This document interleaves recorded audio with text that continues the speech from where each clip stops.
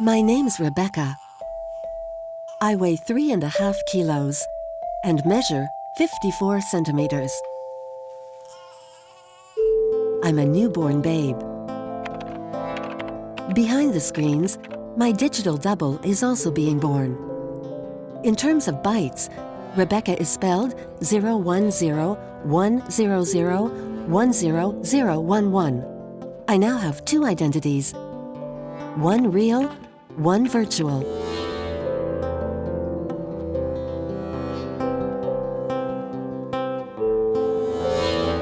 Internet. For my dad, it's now a matter of course.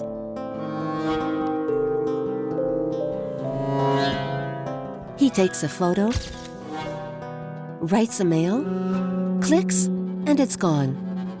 Just like magic.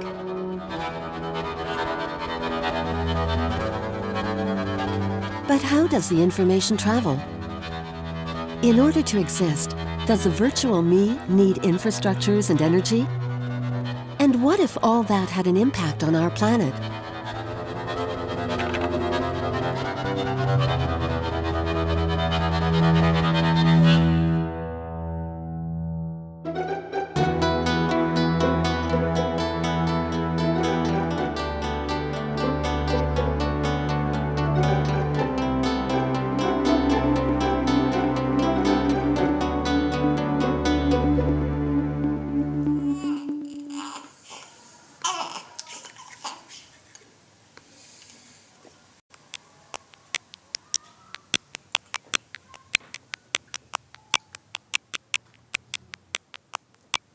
Once upon a time, there was email.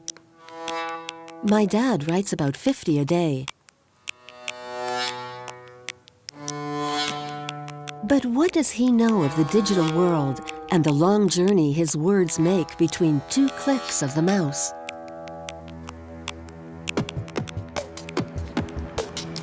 The truth about Internet is elsewhere.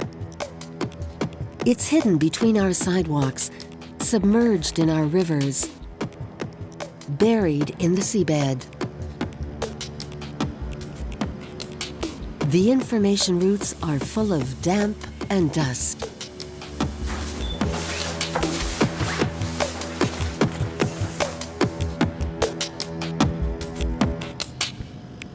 Internet qui apparaît un peu comme un concept très virtuel. On parle de cyberspace, c'est quelque chose qui paraît très nébuleux, très flou. Eh bien, c'est avant tout une infrastructure de réseau, une infrastructure lourde. C'est des millions de kilomètres de cuivre, des millions de kilomètres de fibre optique. From one computer to another, digital data travels an average of 15,000 kilometers at the speed of light. In milliseconds, it passes through an unbelievable maze of IT infrastructures across the planet.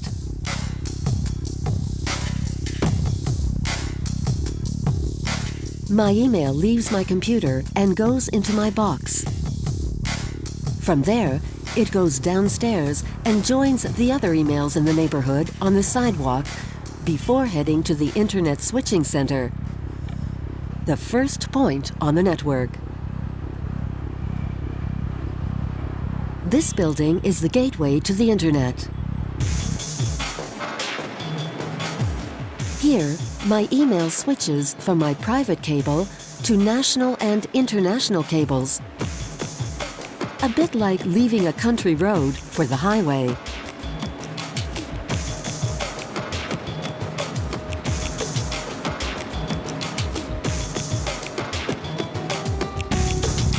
From this point, it starts to seem like a round-the-world trip. The data can take thousands of different routes, via Japan or the UK, for example. On its long journey, it's directed by routers, the network signaling boxes. First stop, the USA, at the host of email service provider, in my case, Gmail, but it could be Hotmail or Yahoo. In this factory, known as a data center, my email is treated, stocked, and finally redirected because, still at the speed of light, it does the whole journey in reverse right into the addressee's inbox. sending an email isn't as magical as it seems. Behind all the appearances, there's a big bill to pay, that of the energy needed to keep internet working. And that hasn't escaped the attention of ADEME. The Agency for the Environment and Energy Control has calculated the energy costs of all we do digitally. Le résultat sur un mail donc avec une pièce jointe, c'est à peu près, pour donner un équivalent, une ampoule basse consommation de forte puissance, qui fonctionnerait pendant 1 heure. Donc c'est pas énorme, mais quand même, si on multiplie ça par le nombre d'utilisateurs, le nombre de mails, etc., ça fait quand même les petits ruisseaux font des grandes rivières. So, sending an email with an attachment needs 24 watts per hour, a light bulb burning for an hour. Without an attachment, it's on average 5 watts per hour. Fine, but every hour, 10 billion emails are sent. Hard to calculate the total? Let's look at some equivalences. 10 billion emails at an average of 50 gigawatts per hour, equivalent to the electricity production of 15 nuclear power plants for 1 hour. Or if you prefer, 4,000 tons of oil, 4,000 Paris-New York round trips by plane. All that for an hour of swapping emails on the web. And that's not including what else we can do on the web.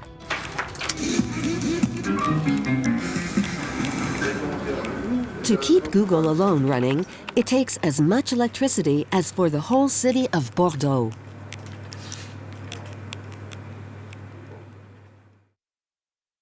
What is the population of Paris, France? Paris population is 2,234,105. This happened in a fraction of a second, and it happens billions of times every day. So there's a lot of work going on inside the data centers to make that happen for you.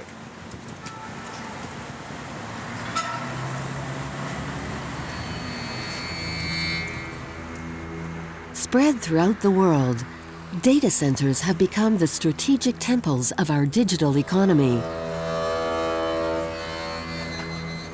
They are ultra-sensitive places, as the digital data of all of us is treated there. From the outside, nothing distinguishes them from a standard hangar, except, perhaps, the surveillance cameras that keep the curious at bay. But behind these bland facades, data centers consume phenomenal amounts of electricity. These internet factories run day and night with no interruption.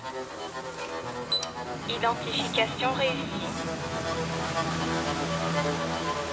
Inside, tens of thousands of computers treat financial transactions, calculate our taxes, and sort our photos. Places like these have the Internet's greatest energy needs. Un data center, c'est le centre qui produit des datas. Donc en fait, c'est une usine numérique et une usine qui prend de l'information, qui la transforme et qui rend de l'information. C'est la capacité, dans un même endroit, dans un building, d'héberger des centaines et des milliers d'ordinateurs, de faire en sorte que ces ordinateurs soient interconnectés dans le monde entier. Les serveurs n'ont pas le look de votre ordinateur chez vous. On les appelle des pizza box. Ils sont très plats et profonds comme ça, et on les installe de cette manière-là. Vous pouvez en mettre environ une quarantaine. Dans cette salle, il y a plusieurs centaines de baies, et on a 4 salles comme ça, il y a plusieurs milliers de baies en tout dans le data center.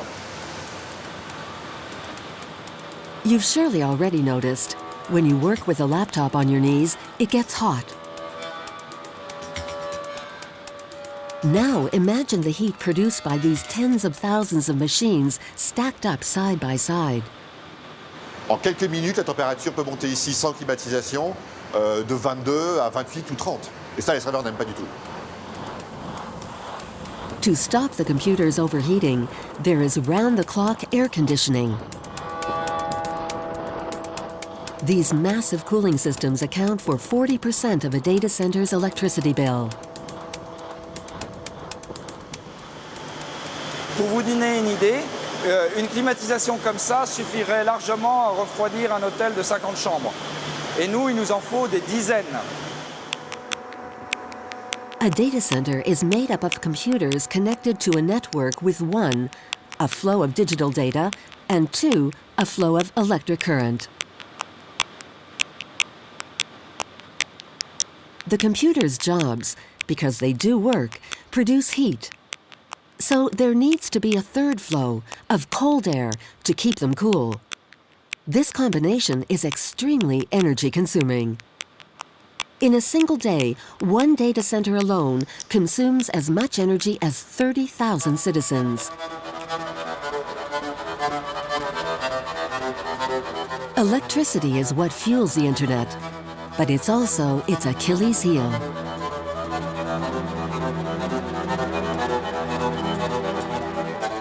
In data centers, there is one haunting fear: losing digital data.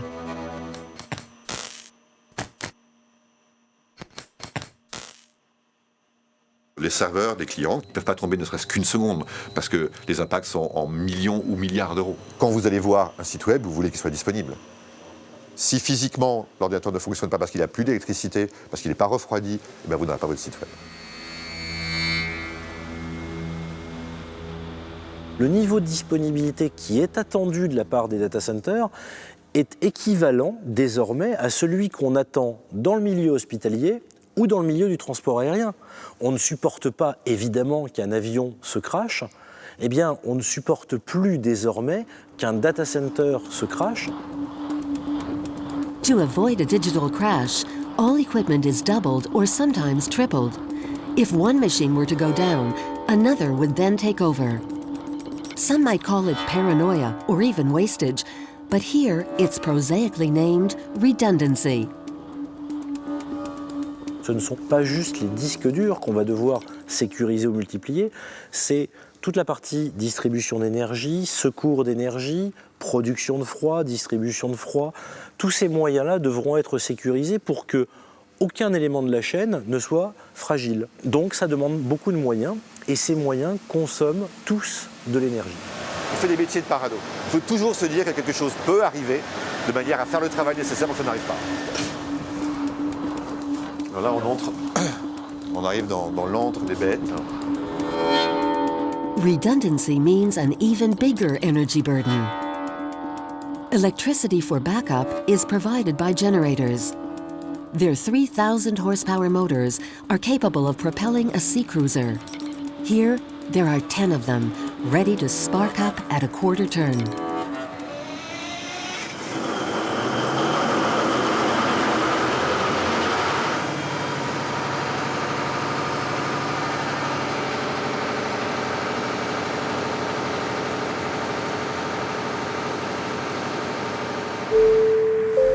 It's in these huge factories that my digital identity is hosted. I must admit, it's a strange cradle for a baby, a digital cradle. I'm now 1 month old, and I've gained a kilo in weight. Oh.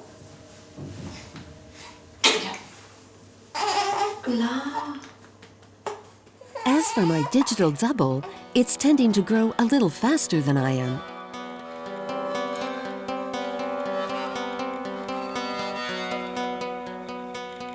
Si on calcule le poids numérique de Rebecca, il y a 582 mégas de photos, il y a 433, 440 mégas pour le faire part, et il y a 40 mégas de playlist musicale. Ça nous donne un peu plus d'1 giga. Ça va vite.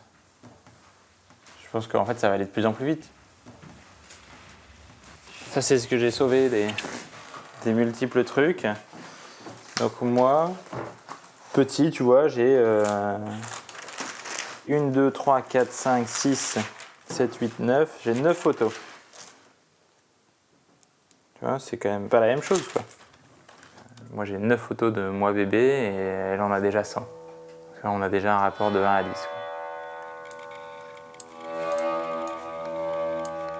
The volume of data in circulation doubles every 2 years. It's what's known as big data. Today, in 1 minute, 100 hours of videos are posted on YouTube, 2 million searches made on Google. and 680,000 messages posted on Facebook. Remember, 1 hour of emailing consumes the equivalent of 4,000 round trips from Paris to New York by plane. So tomorrow, what will be the Internet's energy cost? The bytes are piling up, and it's in part due to the fact that anything can now be digitalized. Tu vois, ça c'est le coffre à antiquité. Donc là, on a encore des mini-disques, des DVD en dessous et des CD, quoi. En gros, c'est ce qu'on n'a pas donné encore. C'est un peu le dernier truc dont on a du mal à se séparer. On l'a pas ouvert depuis qu'on a déménagé. Tu vois, c'est des vieux trucs, quoi. My folks don't listen to CDs anymore. They have playlists. They don't receive letters, only emails. But because of storing all this data, their hard disks are full.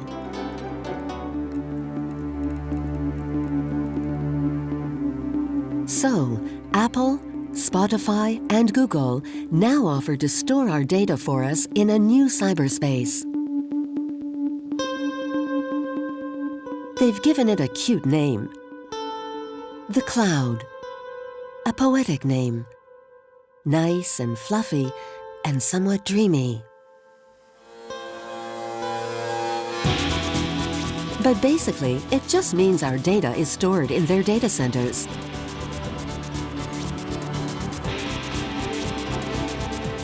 Everything is supposedly virtual, and we don't even have our own files in our homes. Il n'y a plus besoin de posséder une immense CD-tech, DVD-tech. Ça m'apporte rien. Par contre, accéder à une immensité de musique, partout, en permanence, me rend vachement plus service. On donne des pièces ou des hangars de plus en plus grands aux utilisateurs et les utilisateurs entassent leurs affaires, mais dans des volumes exponentiels dans ces hangars, sous prétexte qu'il y a de plus en plus de place. Alors il y a de plus en plus de place et c'est gratuit. Cette gratuité donne l'illusion que derrière, c'est dématérialisé. Non, c'est pas dématérialisé, c'est matérialisé dans un data center. Data centers which are built fast and which require even more energy. The northern suburbs of Paris. Aubervilliers, Pantin, La Courneuve, Saint-Denis. These districts have traditionally been the stage of industrial revolutions. They were home to polluting glass, steel, then chemical factories. History is now repeating itself. The northeast of Paris today has the majority of data centers built in France. Aubervilliers has become the showcase for this digital revolution.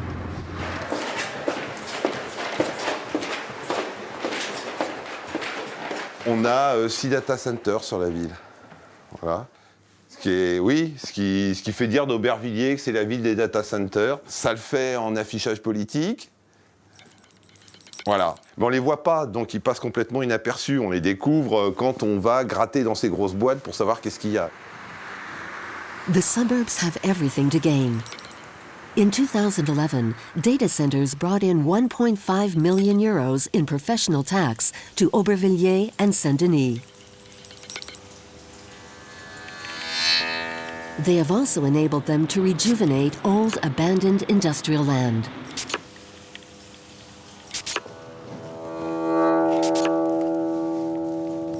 Là, on a l'exemple type de l'industrie de base d'Aubervilliers, tu vois, des grands entrepôts industriels et maintenant complètement vides.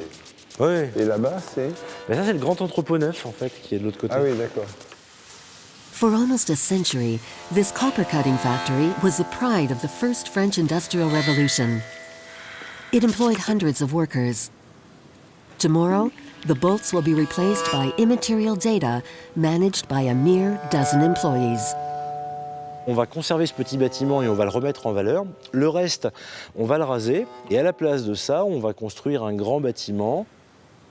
Moi, je porte l'ambition d'une région parisienne en concurrence, on peut le dire, avec Londres, Tokyo, New York, Shanghai. Et aujourd'hui, les grandes métropoles mondiales, elles sont traversées par des flux matériels, des données. C'est ça l'économie aujourd'hui des grandes métropoles. Aubervilliers dreams of becoming a digital megalopolis like Shanghai or London. But the deployment of these digital factories is beginning to weigh on the suburb's electricity grid.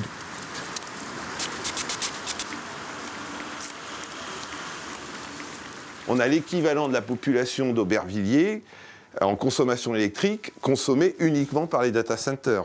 Alors quand on dit ça, forcément, c'est impressionnant. Jusqu'à maintenant, ça ne nous posait pas de problème, sauf que, évidemment, l'économie numérique croissant, là, RDF commence à dire, ça commence à chauffer dans les tuyaux. Distributing electricity requires infrastructures. With the development of data centers in the Paris region, the infrastructures here need several million euros of investment. Nous alimentons entre autres des data centers. En Ile-de-France, nous en avons 35 à peu près. Et aujourd'hui, ces data centers consomment 200 MW, ce qui est l'équivalent d'une ville de 200 000 habitants. Quand je me projette à 3-4 ans, ces mêmes data centers devraient consommer le double à peu près. Et si on se projette dans 10 ans, 12 ans, on devrait avoir quasiment une multiplication par 5 de cette demande.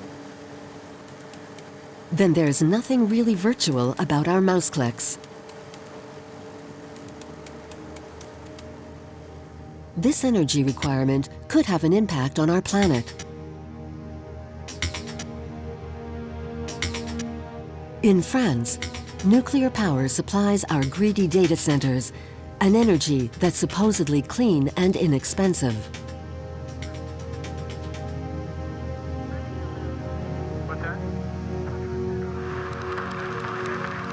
In the US, home of the pioneers of digital, it's a very different story. America hosts the majority of the world's data centers.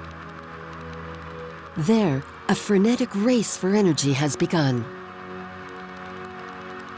Since 2007, the big players have been invading the North Carolina fields. This is Facebook. A few miles away is Apple. A little farther, home of another web giant, Google. The data centers of 3 alone use 5% of North Carolina's electricity. In search of the internet. Here we are in North Carolina. We're getting close. I must begin to hear the servers running.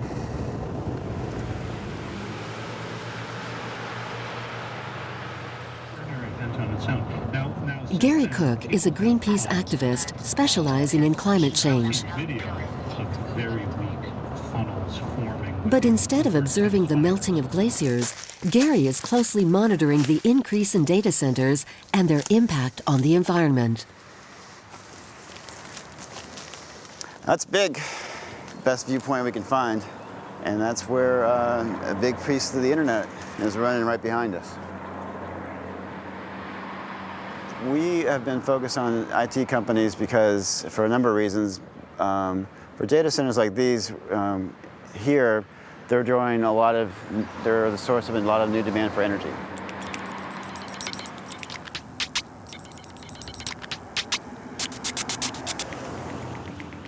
State economic development has been actively involved in recruiting data centers to the state.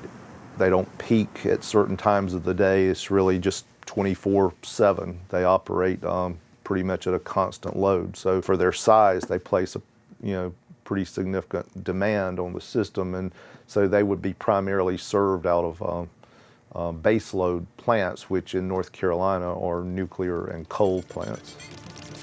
Coal. Who'd have imagined that this old fossil fuel, a hangover from the 19th century, would be fueling our internet surfing? That our Facebook posts and emails would be emitting thick black smoke? The internet you think of, you don't think of coal. Not the first thing you think of. But unfortunately, many places the internet is being powered by coal. Where the cloud touches the ground is places just like this.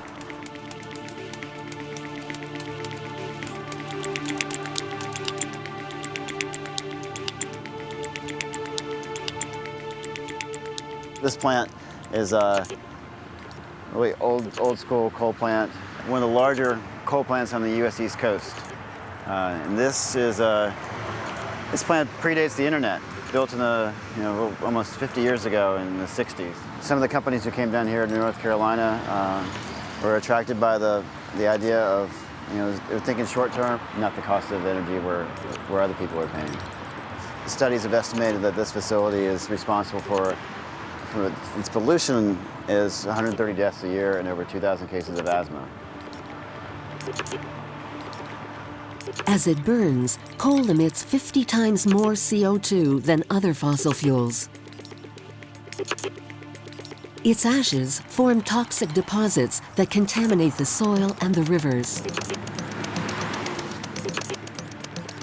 Coal is the biggest source of global warming pollution in the U.S. It's, in terms of a fuel, it's what the power plant sector, that's what's driving our global warming contribution.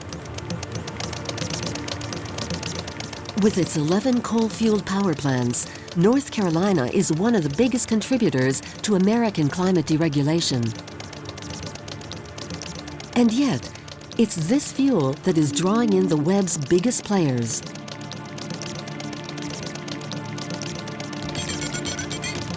On the map, the equation becomes more apparent. The numerous power plants have attracted data centers to the region.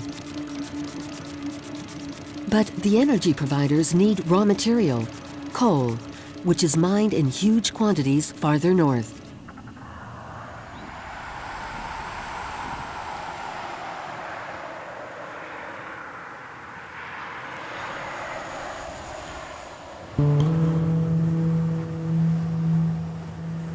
The Appalachian Mountains of West Virginia breathe in rust and dust.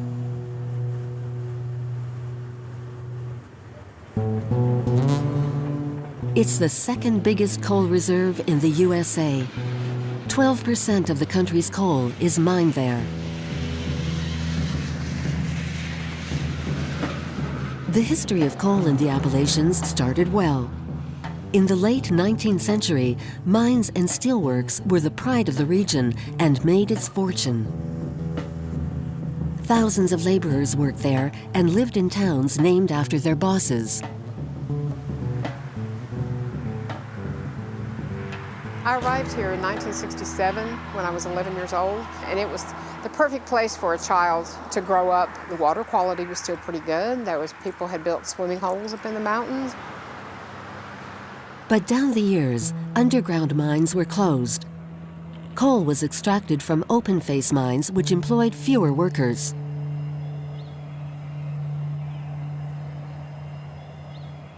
The fossil fuel became a source of desolation and pollution for the area. My grandfather was a coal miner. I mean, he did underground mining.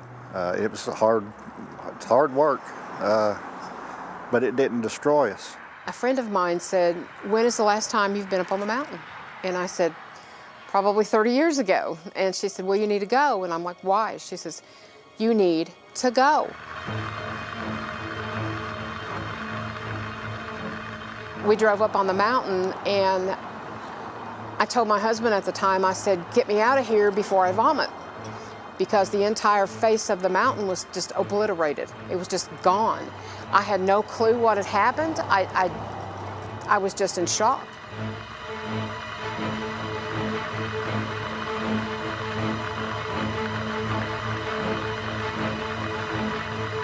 To make up for the insufficient yield of coal from underground mines, explosives clear a path for bulldozers which bleed the land on the surface.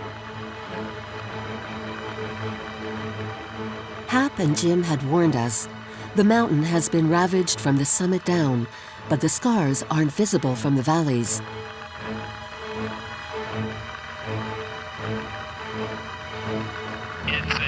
It's an impressive sight, but it's really kind of scary looking too. Big go to one mountain, they tear it down and take the coal out, and then they move to the next one. The valleys are being pillaged. First, the trees are felled. Then, the mountain is dynamited before being decapitated. The process is radical, as are the effects on the environment. Over 500 mountains have been flattened. Over 1,200 miles of streams have been buried. And that's, these are mountains that will never exist again. The rest of the country has sort of turned their eye, turned away from the problems that are here so we can get electricity.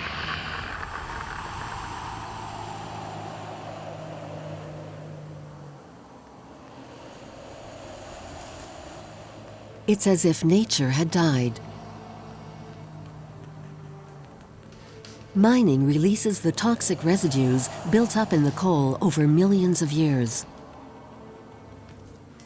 As for the explosives, they leave behind traces of mercury, iron, aluminum, and cadmium, which contaminate streams and rivers, killing fish. That's the real price to pay for cheap electricity. That's the dark side to our emails.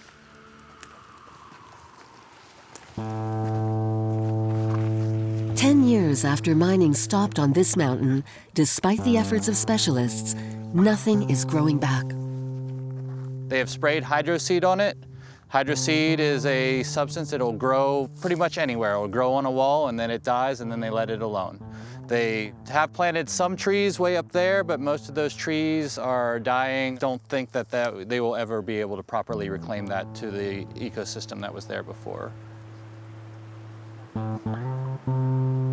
But the digital revolution marches on with its ever greater energy demands.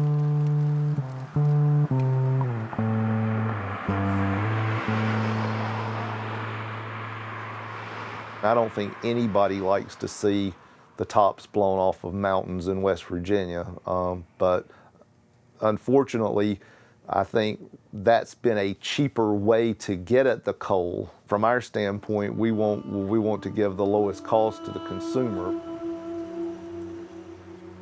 Will our emails end up destroying the Appalachians?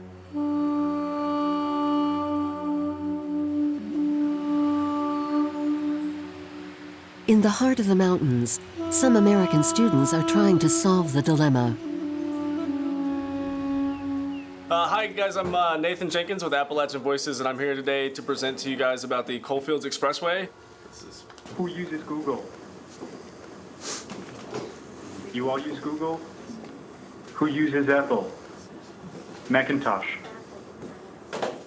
This new road, A new conscience blending ecology and technology is perhaps emerging. even further from. We're going to do a call-in day. We're looking at a rally to really just keep pressuring federal highways. There are other ways to create electricity, and this is, wind turbines on top of mountains. Is it worth it for that to operate while we're killing people, killing future generations, while we're destroying the habitats that we have and the water that we have that only is so finite? Is the internet worth it? I can't stand by and just watch, corporations and, private interests just do whatever they want.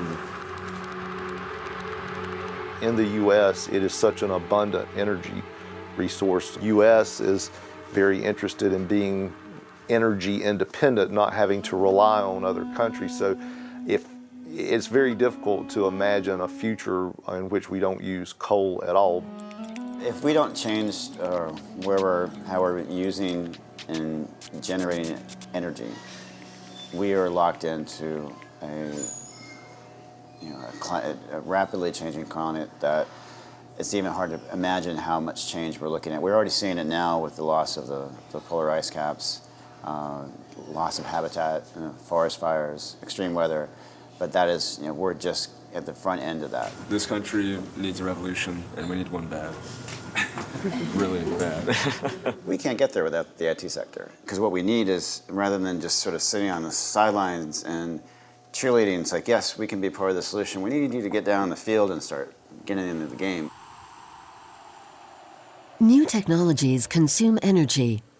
They also allow men and women to swap ideas. The ball is surely in the big web players' court. Will they be able to put their technologies to the service of savings on energy? Their realm is Silicon Valley in California on the West Coast. The original home of the pioneers, the vanguard, the inventors of IT. Geeks who managed to put the whole wide world into a microprocessor.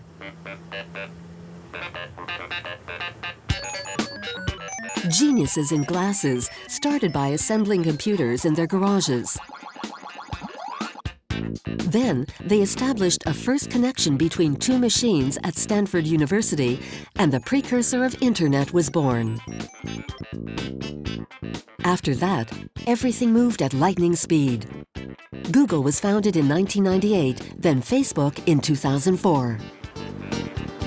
This is the main Googleplex, the main campus.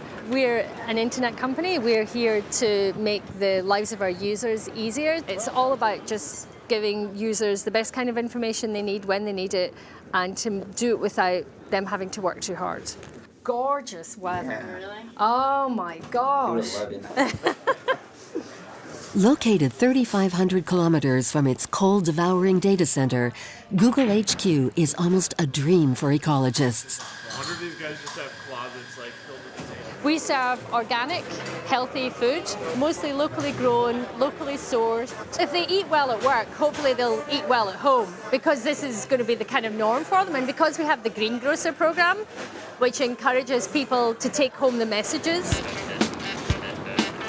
Googlers, as they're known, don't always work at their desks, eat organic foods, ride bicycles, or drive electric vehicles. The whole of Silicon Valley has changed the way we live, the way we work, the way we play. And it's definitely made my life a lot easier. Are these companies which proclaim their green values still seeing through their revolutionary ambitions? Or have their bosses become businessmen like so many others? Every year, the bigwigs of the IT sector meet to discuss their energy consumption. Naturally, Gary Cook invites himself along to the forum. Hey, welcome. Welcome back to Green Grid Forum. The digital economy continues to flourish, and the whole idea is to have conversations about where is it that through collaborative efforts we can work together as we advance energy efficiency. Look at there. Anytime that you go onto eBay and you're making a purchase, you're using a data center. So how is it that you can increase the utilization of your assets and then reduce your energy consumption is really what we're all about. So as the Green Grid pulls together traditional electrical, IT, pulls together government regulators, utilities, and it all comes together to make these leapfrog advancements. It's a win-win. The watchwords are, you've guessed it, efficiency, productivity, capital, and profitability. Ecology applied to the companies of the digital world. How are we not being evil? How are we trying to be responsible citizens for the environment? Here is the actual grams of carbon that are emitted per 1,000 transactions. And we can start to see it in every quarter the same way. Get the idea?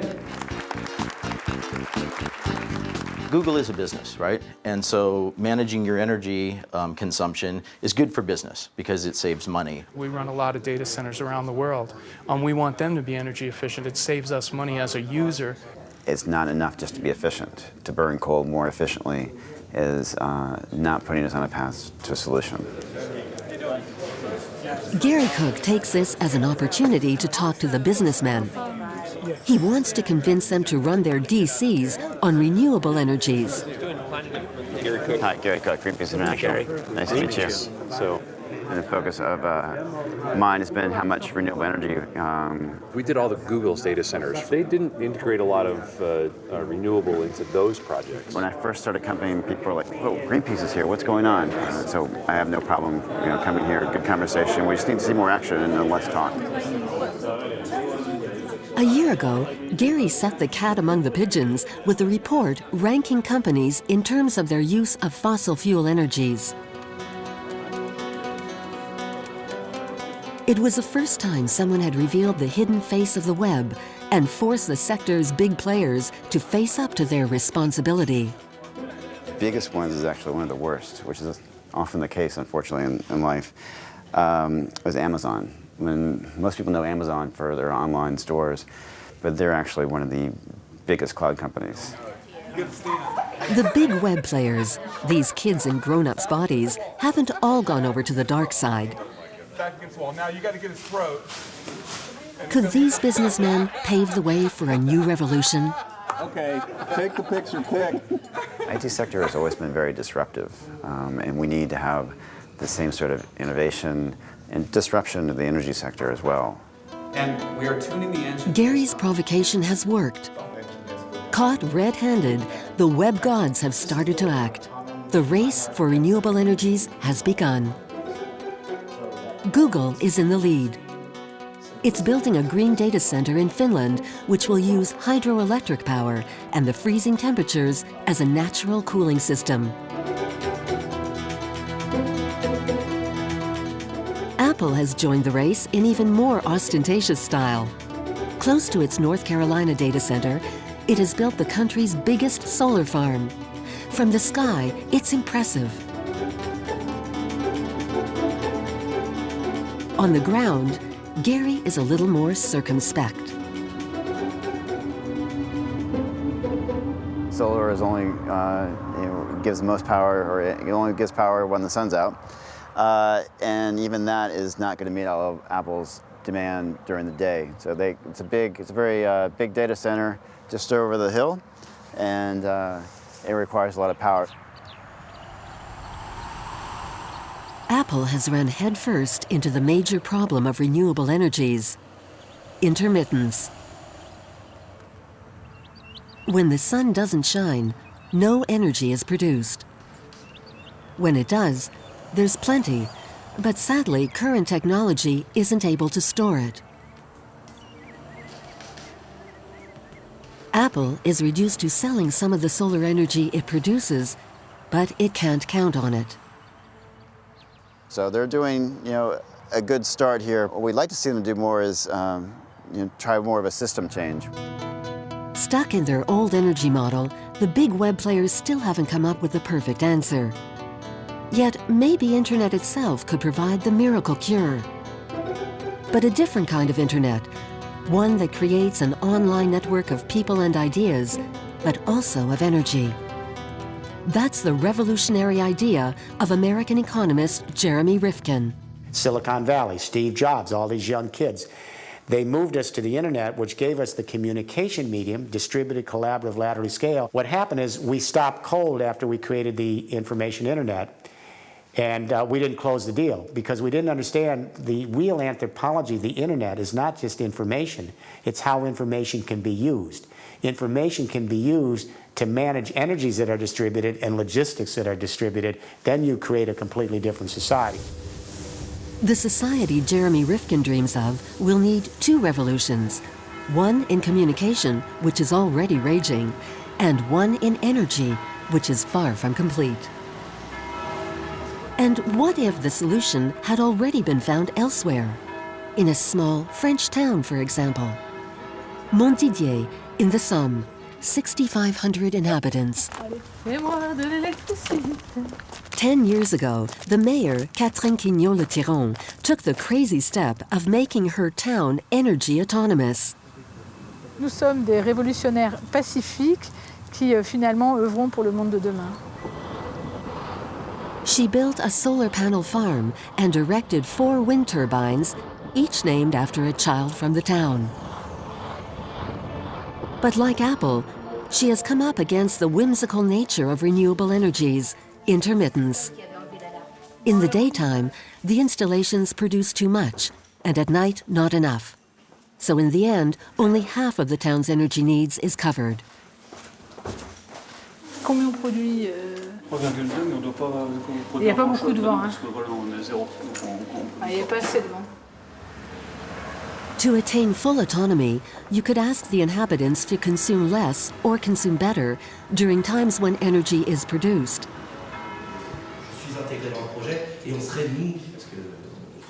The mayor called in some experts to work on the idea.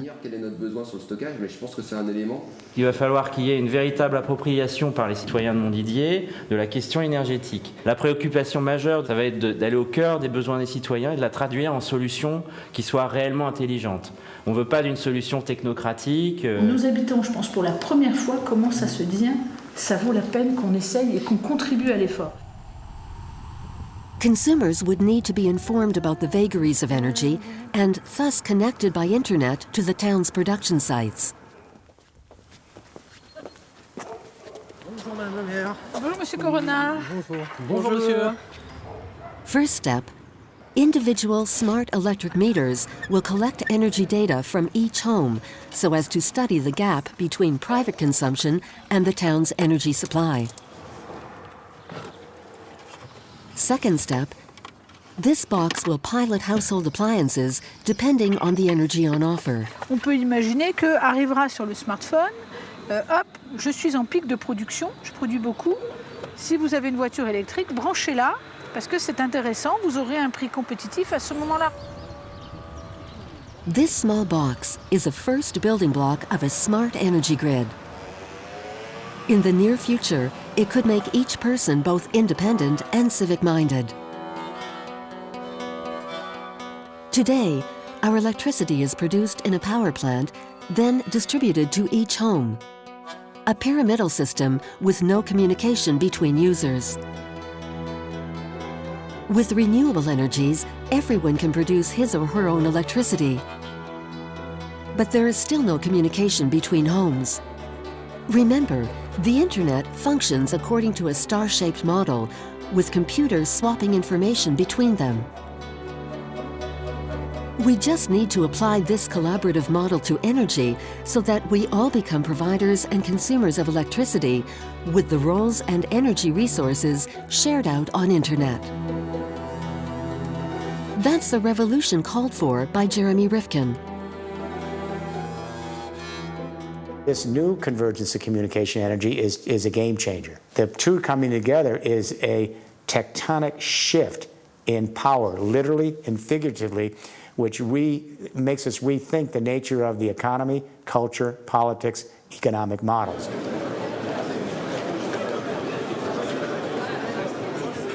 Jeremy Rifkin is a networking man. He trots the globe to whisper his vision into the ears of powerful men.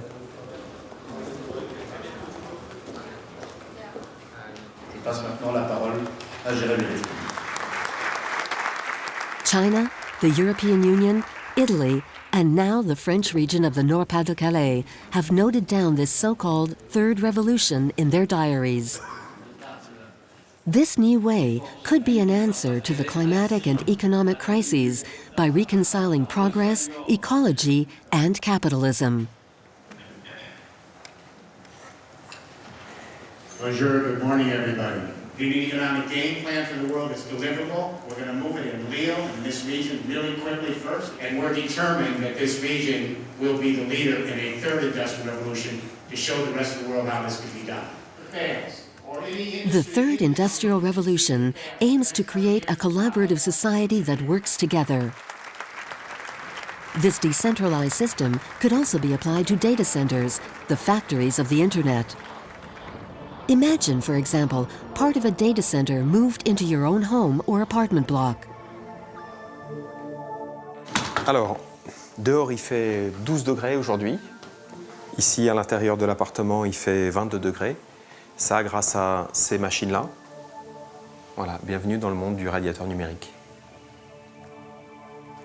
Beaucoup de gens ont constaté qu'un ordinateur ça chauffe. Il y a plein de gens dans leur chambre qui se sont dit bah tiens en fait je me chauffe avec mes ordinateurs. Et puis en fait ce que je me suis dit il y a assez longtemps en fait à l'époque où je travaillais dans l'informatique bancaire, en fait on peut en faire des radiateurs électriques à condition de trouver une solution technique intéressante pour le faire.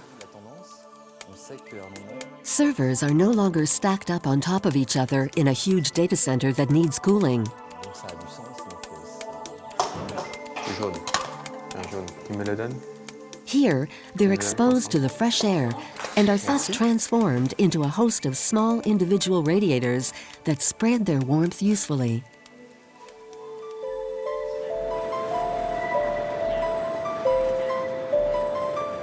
Startups, companies, regions, all are building the world of tomorrow. But this revolution mustn't be restricted to the powerful. Each of us must take action at our own level.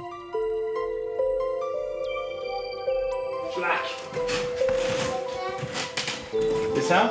Ah, comme ça? Toi aussi, tu te manges la main comme ça? Tiens, mange un peu des pâtes, toi.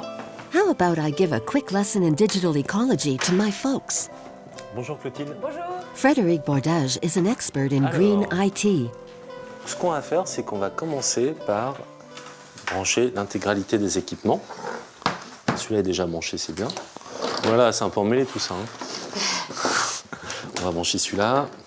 Qu'est-ce qui consomme le plus d'énergie? C'est envoyer un mail ou un SMS? Un mail. Un mail? Ah oui, évidemment. Un SMS, c'est quelques octets, alors qu'un email, ça va être quelques dizaines d'octets, donc ça va être 100 fois plus lourd en fait. Chaque email qu'on reçoit est stocké le temps qu'on le conserve en fait. Donc si j'ai ouvert un compte sur un webmail X ou Y il y a 10 ans, ça fait 10 ans qu'on stocke inutilement cet email, donc on alimente en électricité des disques durs qui permettent de le stocker. Équivalent à de la consommation de villes de 200 000 habitants qui sont alimentées tous les ans pour rien. Juste pour stocker des emails auxquels on n'accédera plus jamais en fait. Read it, then trash it, and perhaps one data center will close. Chacun, à titre individuel, évidemment, ça va être quelques millièmes de quelque chose, c'est infinitésimal. Mais on oublie toujours qu'on est 2 milliards et qu'à partir du moment où 2 milliards de personnes changent un tout petit peu leurs habitudes, ça a tout de suite des impacts qui se comptent en gigawattheures par an et c'est des centrales nucléaires qu'on ferme. Petit lapin est tout excité. Et celui qui est bleu, avec son petit costume bleu, il est où? Celui qui crie. Ouais, exactement. Maman, elle n'est pas contente du tout. Ce n'est pas juste, je pense, petit lapin. Elle ne pense qu'à ses... Will my future digital life be stored in connected radiators? Or will it still be kept going on coal? Will we find answers for supplying data centers with renewable energies? The world I'm about to grow up in is shifting fast. One thing is sure, the third revolution won't be happening without me.